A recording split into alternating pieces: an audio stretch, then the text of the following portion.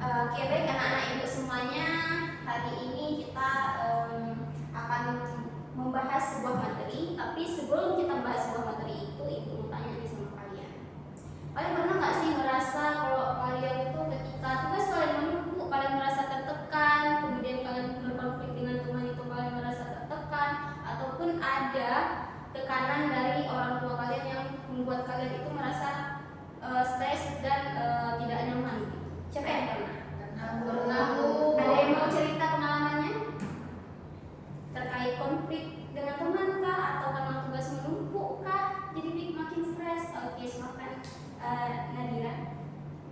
Jadi Bu, saya pernah, kan kita kan kasih tugas jauh-jauh sama guru kan. Misalnya minggu ini hari Selasa kasih tugas matematika, itu kumpulnya hari Selasa depan. Terus ternyata hari Kamis dikasih lagi tugas bahasa Indonesia, kumpulnya juga minggu depannya. Cuman karena saya kira lah minggu depan ini saya nggak kuat Bu. Terus waktu di hari Sabtu sama hari Senin ada tugas baru lagi. Jadinya tugas yang sebelumnya itu kan jadi saya stres gimana ya, selesai matematika dulu atau selesai yang bahasa Indonesia yang tugas hari Sabtu sama hari Senin. Jadinya saya bingung sendiri, akhirnya berantakan Bu. Saya kerjain guru nilainya jadi nggak bagus karena nilai Berarti kamu tuh merasa kalau ada tugas misal di hari Senin atau Selasa, nanti tiba hari Rabu atau Kamis ada tugas lagi, nah itu membuat kamu tertekan ya? Iya. Oke, baik.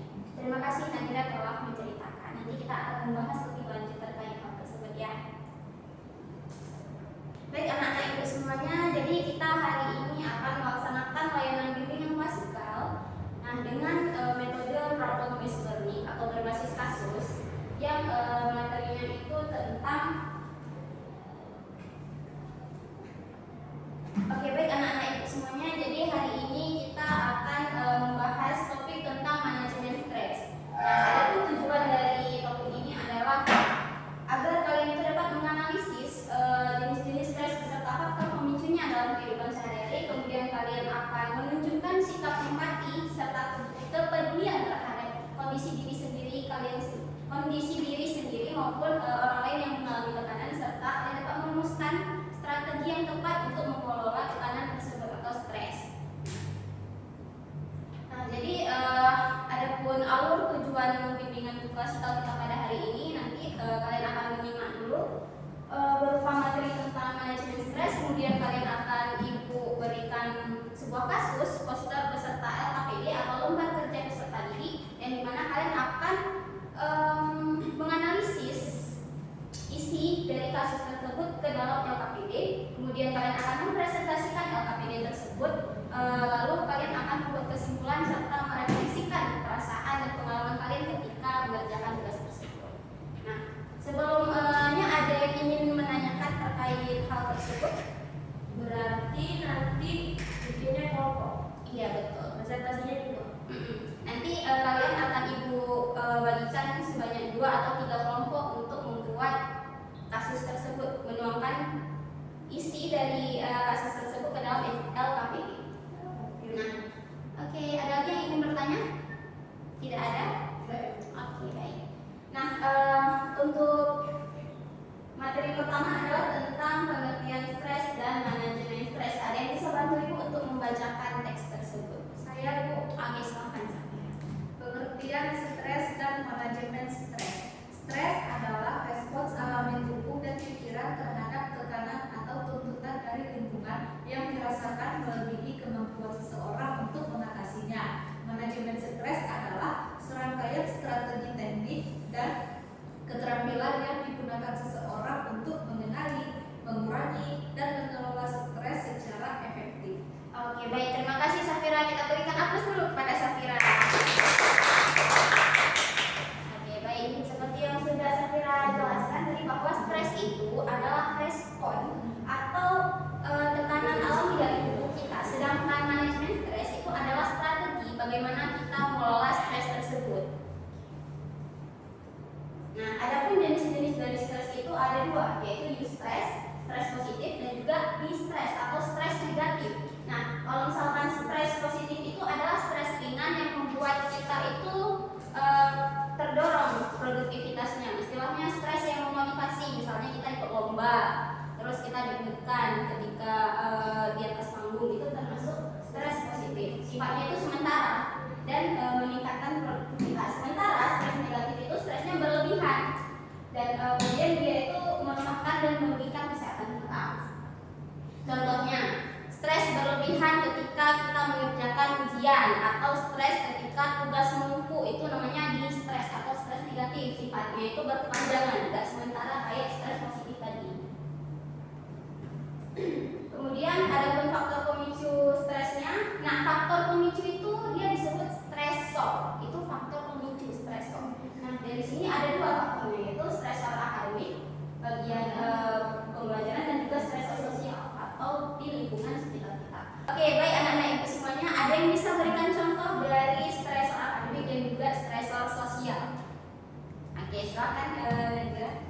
Kalau dari saya Bu, seperti cerita saya tadi tentang stresor akademik, yaitu tugas dan PR-nya banyak, juga ujian dan penilaiannya, ada persaingan nilai juga sama teman, juga ada ekspektasi tinggi dari orang tua ataupun dari gurunya sendiri. Sedangkan stresor sosial? Kalau stresor sosial yang pertama tuh contohnya konflik dengan kawan, sama keluarga, tekanan pergaulan dan bullying, ada membandingkan diri sama di media sosial, kan pencapaian dalam media sosial juga, rasa takut ditolak atau dikucilkan. Oke, baik, terima kasih Nadira. Seperti yang sudah Nadira jelaskan tadi, kalau misalkan stresor akademik itu ada contoh dari tugas yang menumpuk, kemudian juga ekspektasi tinggi dari orang lain. Sedangkan stresor sosial itu termasuk konflik dengan teman, kemudian membandingkan diri di sosial media, serta rasa takut ditolak dan dikucilkan. Oke, terima kasih Nadira. Kita berikan aplaus dulu.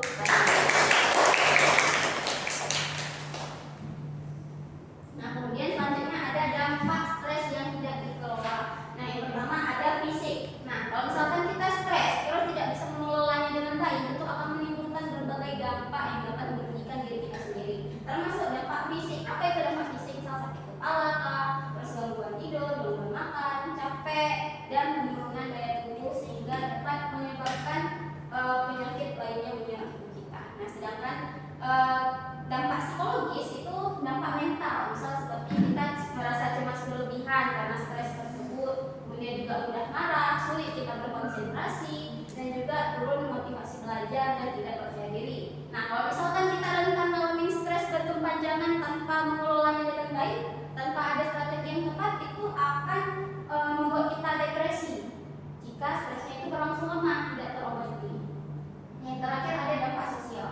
Nah, dampak sosial itu ada menarik diri dari pergaulan dan lingkungan sosial, kemudian mudah konflik dengan teman, keluarga, atau guru, serta performa akademik dan aktivitas sehari-hari menurun. Nah, kemudian bagaimana nih cara kita untuk mengatasi stres tersebut atau strategi manajemen stres yang sehat? Nah, strateginya ada meliputi dua, yaitu mengatasi sumber masalah tersebut untuk meredakan stresnya dan juga mengelola respon emosional. Bagaimana cara kita mengelola respon stres tersebut, misalnya dengan teknik relaksasi kah, aktivitas fisik seperti olahraga, jalan kaki, jogging. Nah, itu dapat memanajemen stres kita.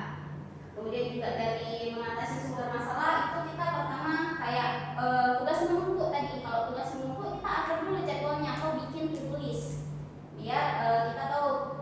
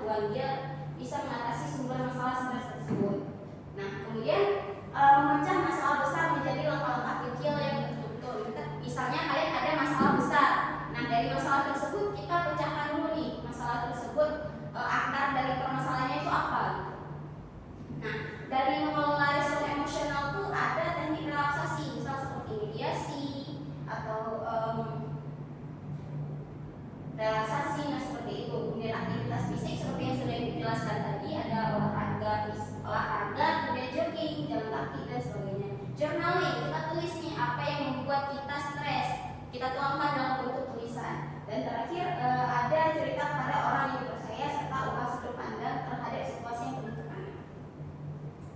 Oke, baik anak-anak ibu semuanya, sekian materi yang ibu sampaikan. Dari materi tersebut sebelumnya ada yang ingin bertanya atau masih ragu-ragu, ada yang masih bingung terkait manajemen stres dan stres itu? Tidak ada? Oke, baik.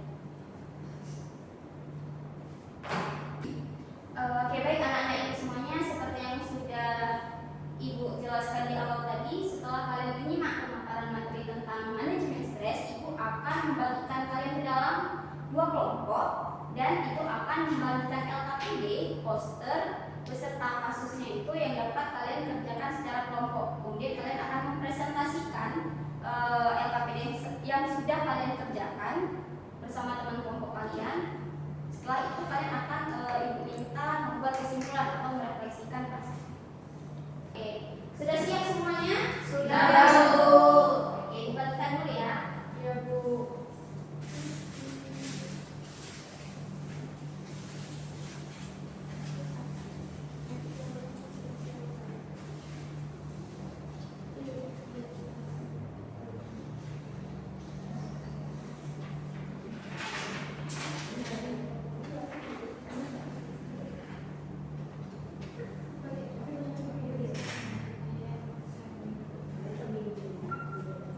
Oke, baik anak-anak ibu semuanya sudah semuanya kelompok sudah dapat lembarnya? Sudah, Bu. Sudah lengkap dengan poster LKPD dan kasus? Sudah, Bu. Nah, sebelum kalian kerjakan tugas tersebut, silahkan kalian lihat dulu tugasnya, dibaca, kemudian dianalisis bersama dengan sebangku kalian atau dengan sekelompok kalian. Nah, ibu akan berikan waktu selama 5 menit untuk mengerjakan tugas tersebut. Kemudian kalian nanti akan mempresentasikannya dalam waktu 2 menit. Oke? Bu. Oke, silahkan kerjakan tugasnya. Oke, ini udah bagus. Apa dampak stres tidak terhadap kesehatan fisik dan kondisi psikologisnya? Gangguan tidur, lelah berlebihan dan motivasi menurun. Mantap. Kasih Bu. Bu, kami mau nanya. Apa faktor sosial yang menjadi sumber stres atau stres mental? Coba baca dulu kasusnya. Faktornya di sini. Ini diisi 2. Iya, diisi 2. Semuanya diisi ya. Semuanya diisi. Oke, apakah anak-anak ibu semuanya sudah selesai mengerjakan LKPD yang diberikan? Udah, Bu. Oke, sudah. Nah, setelah kalian selesai mengerjakan tugas tersebut, ibu meminta kalian untuk mempresentasikan secara berkelompok tugas yang sudah kalian kerjakan. Dimulai presentasinya dari kelompok 1 dulu, kemudian dilanjutkan oleh kelompok 2 ya. Ibu akan memberikan kalian waktu selama 3 menit untuk mempresentasikan hasil diskusi. Oke, pada kelompok 1 dipersilakan. Maju, Bu. Ya, silakan. Tunggu. Ini kan? Kalian tidak? Ayo.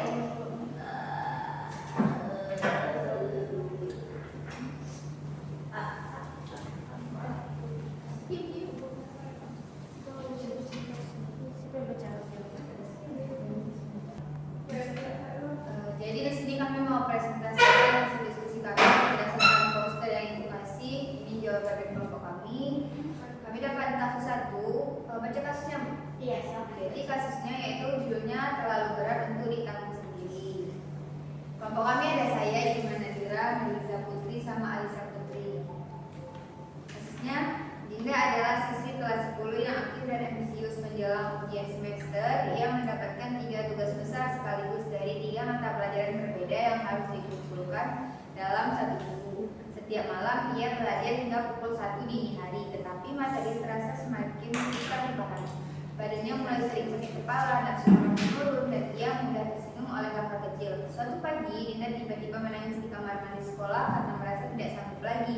Ia berkata kepada sahabatnya, "Aku nggak bisa apa-apa, rasanya semuanya terlalu berat." Jadi di sini ada identifikasi masalah. Yang pertama soalnya gejala stres apa saja yang dialami Dinda, baik fisik, pikiran maupun perilakunya. jawaban dari kami yaitu sulit beradaptasi di sekolah baru. Kedua, belum memiliki teman dekat, merasa dikucilkan, dan membandingkan diri dengan teman di media sosialnya. Soal kedua, apa saja faktor pemicu atau stresor yang menyebabkan Dinda mengalami stres, yaitu merasa tidak menarik, merasa tidak menyenangkan, dan juga kurangnya percaya diri. Kemudian identifikasi jenis stres yang dialami Dinda. Yang pertama itu jenis stresnya stres sosial, situasi atau faktor pemicunya mungkin akan disambung oleh teman saya.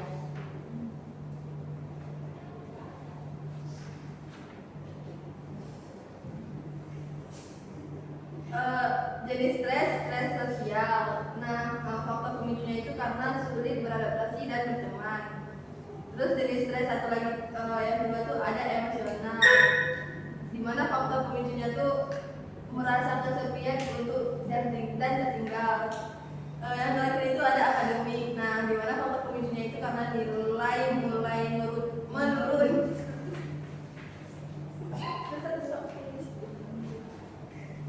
Selanjutnya ialah analisis dampak. Yang pertama, apa dampak stres Dinda terhadap kesehatan fisik dan kondisi psikologisnya? Jadi jawabannya ialah gangguan tidur, lelah berlebihan, motivasi menurun. Yang kedua, jika kondisi Dinda terus dibiarkan tanpa jika kondisi Dinda terus dibiarkan tanpa penanganan, apa yang mungkin terjadi?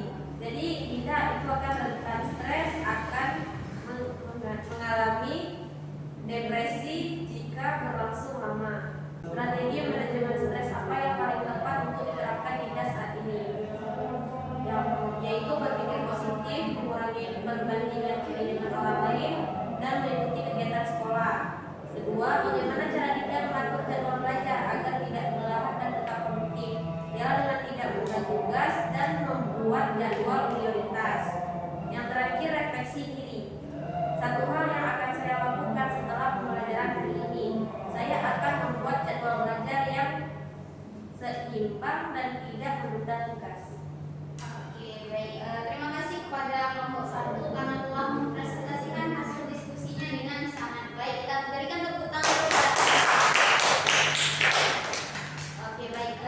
Jadi kelompok 1 tadi sudah memaparkan sebuah kasus yang dimana Dinda itu dia kesulitan dalam bersosialisasi dengan temannya dan juga dia mempunyai tugas yang menumpuk. Nah, oke. Dari kelompok 1 ke kelompok 2 ada yang ingin bertanya ke kelompok 1? Tidak ada, Bu. Tidak ada yang ingin bertanya, sudah jelas? Oke. Baik, terima kasih pada kelompok 1. Ibu silakan kembali. Ini ibu saya silakan diinfokan. Kasih Bu. Terima kasih. Oke, baik. Selanjutnya langsung saja kepada kelompok 2. Ibu persilakan untuk mempresentasikan hasil diskusi. Kami mendapat kasus tentang sendiri di antara keramaian yang dialami oleh Fajar. Baca kasusnya, Bu. Ya, kasih. Baik, Fajar adalah siswa kelas 10 yang berpindah ke sekolah baru.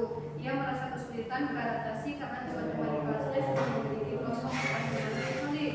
Setiap minggu rapat, Fajar duduk sendirian di kantin. Di media sosial, ia bersama teman-teman kelasnya yang terlihat bahagia bersama. Sementara dia merasa tertinggal. Ia membandingkan dirinya yang dan merasa tidak tertarik dan tidak menarik dan tidak menyenangkan. Fajar menjadi sulit tidur karena terus-menerus memikirkan situasi tersebut. Nilainya pun ikut menurun dan ia tidak semangat berangkat sekolah. Yang pertama itu ada identifikasi masalahnya. Satu, apa saja faktor-faktor sosial yang menjadi sumber stres bagi Fajar? Yang pertama itu Fajar sulit beradaptasi di sekolah baru. Kedua, belum memiliki teman dekat, merasa dikucilkan dan membandingkan diri dengan teman-teman dan membandingkan diri dengan teman di media sosial. Kemudian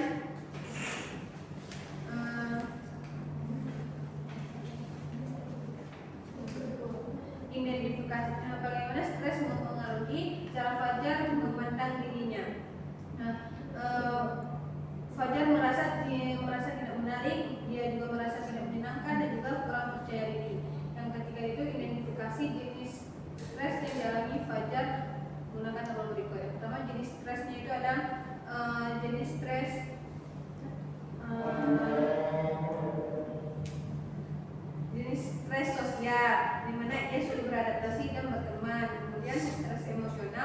merasa kesepian dan tertinggal. Kemudian ada stres akademik, nilai fajar mulai menurun. Yang ke itu ada dampak analisis.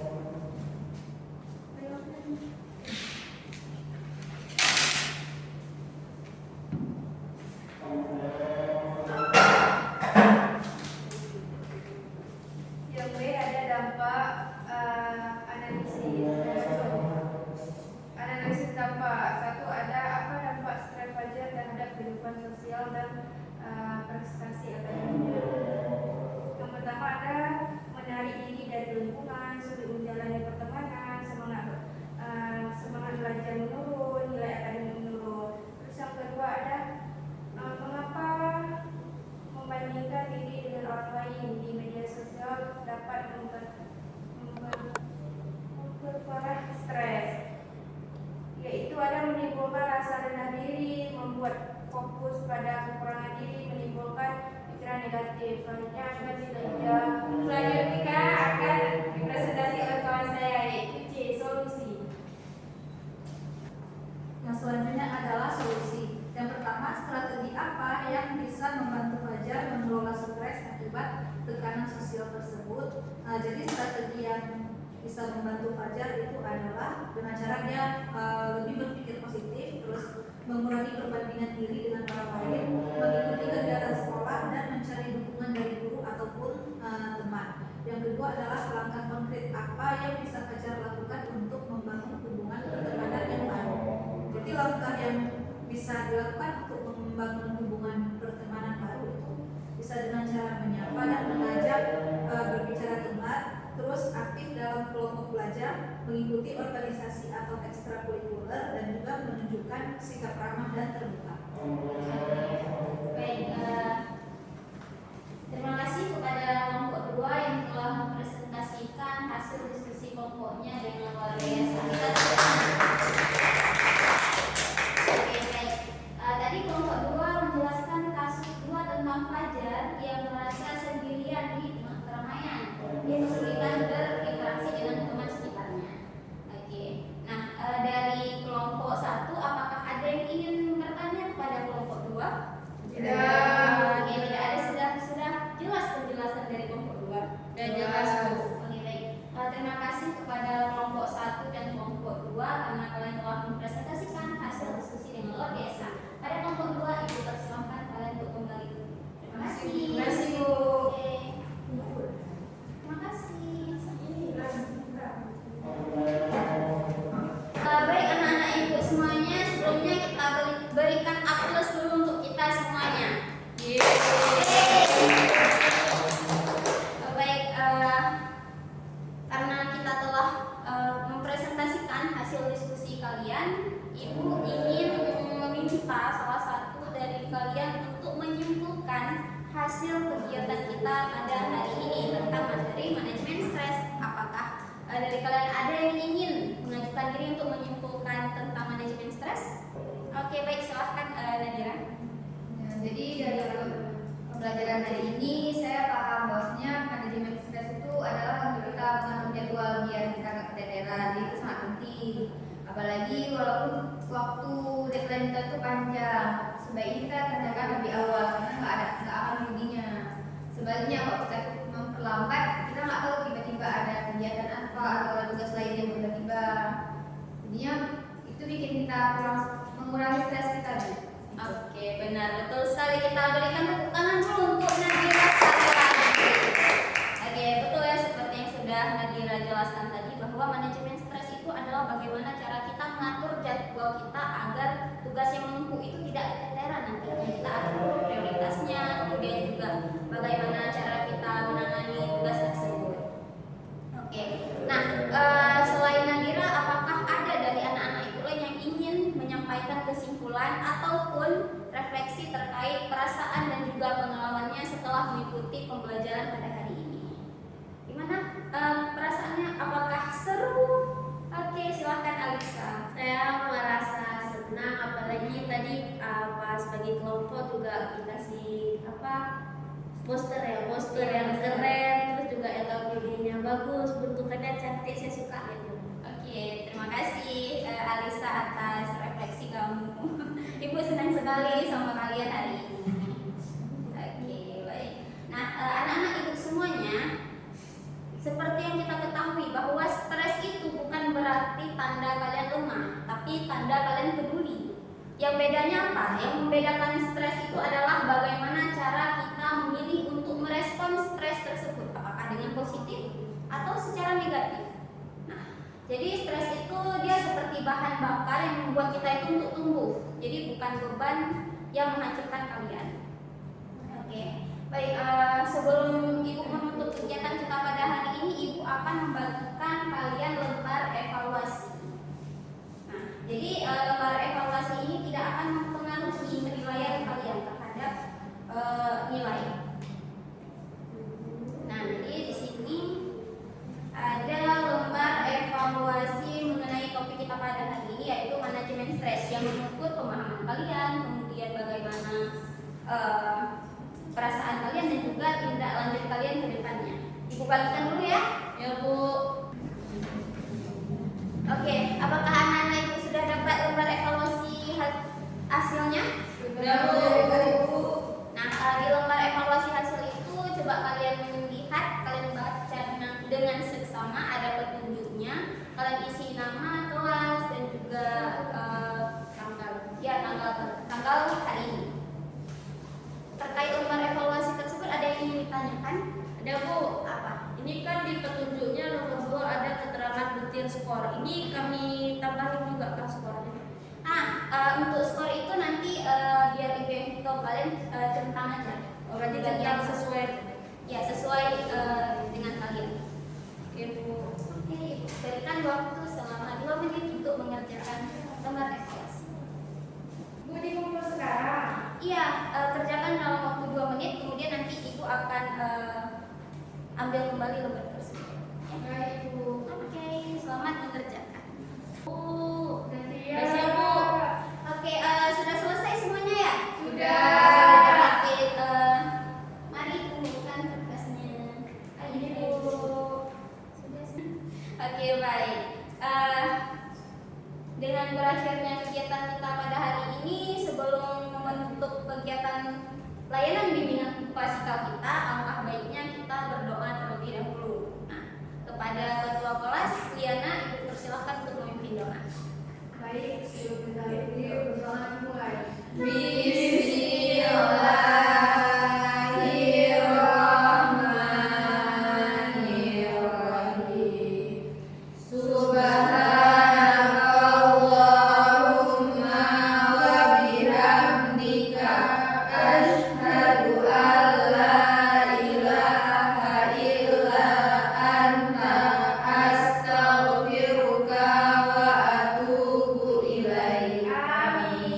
Oke, baik.